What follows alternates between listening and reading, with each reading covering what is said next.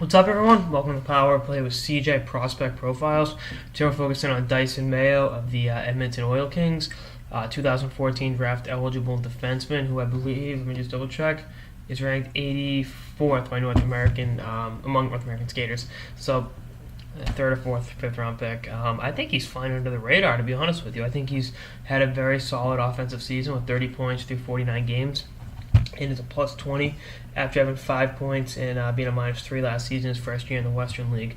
You're looking at the steps forward he took in his development over the course of the past year, and the fact that next year they're going to lose defenseman Cody Corbett and Griffin Reiner to not retirement, to graduation to the professional ranks. So there's going to be more ice time, more power play opportunities, more of a chance to make a mark. And you're looking at he needs that opportunity, needs those minutes. Is playing on such a deep team a bad thing? No, not at all, especially when you're winning games consistently. But I think had he played on a team where he'd be getting more minutes and playing in all-around situations, he might be higher on draft boards. But shame on GMs and scouts for not looking at the big picture with him. And I look at him and the forward there, Pollock. I think they'll both have big seasons next year and the year after they're drafted, because the ice time will be more ample. They'll have more opportunities to prove that they belong, and not prove they belong, prove that they can play at a high level and produce at that level, at the Western Hockey League level. I like the game he plays offensively. He's a good passer, got a pretty good shot, and he's good defensively. And you're looking at if he's 6 feet now, call it, he could top out being 6'2" and 200 pounds. It's an ideal NHL defenseman size, with great offensive instincts, with a very, very smooth skating stride. You got to say to yourself, well, is it worth taking him maybe the third round this year? And the bottom line is, yeah, I would.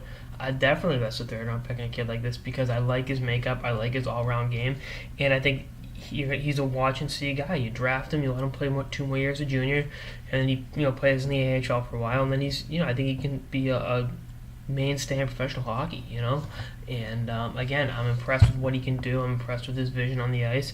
Obviously some things you got to smooth out with young defensemen, but that's par for the course, And he's definitely worth a third round pick, I think. But again, I'm not a general manager of a team, and he's got the best Twitter handle in juniors. Catch up with Mayo, taking advantage of his name. Full respect, kid. But and he's a guy I would love to sit down and have an interview with in the draft, because he's coming from a deep team. He's got plenty of experience. Plenty of guys that have gone through the draft process. Griffin Reiner, Henrik Samuelsson, Curtis Lazar, guys like that. So I'm sure he's got some pretty good stories from those guys, and I'm sure they've passed on their advice on how to be successful going through this process. And we'll see what happens. I'm rooting for him, and I think he'll make a hell of a player down the line. Anyway, that's on this episode of the Power Play with CJ Prospect Profiles on Dysin Mayo, the Edmonton Oil Kings. Stay tuned for more episodes throughout the season and beyond. Later, guys.